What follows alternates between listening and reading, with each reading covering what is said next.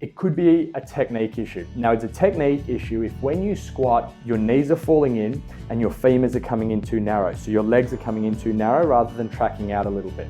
So how do we address that? How do we fix it? Well, the knees need to be tracking out a little bit more, but don't do that by focusing on the knees because that's just a symptom. We need to do that by focusing on generating some torque. So when you squat, screw your feet into the ground. That will naturally get your knees tracking where we want.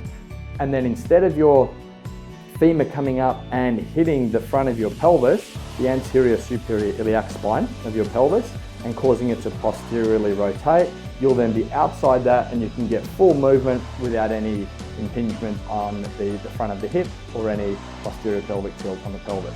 If you're able to get more ankle dorsiflexion, the knee can track further forward, which shifts the hip forward, which creates a more vertical torso, which is going to be more conducive to a neutral spine.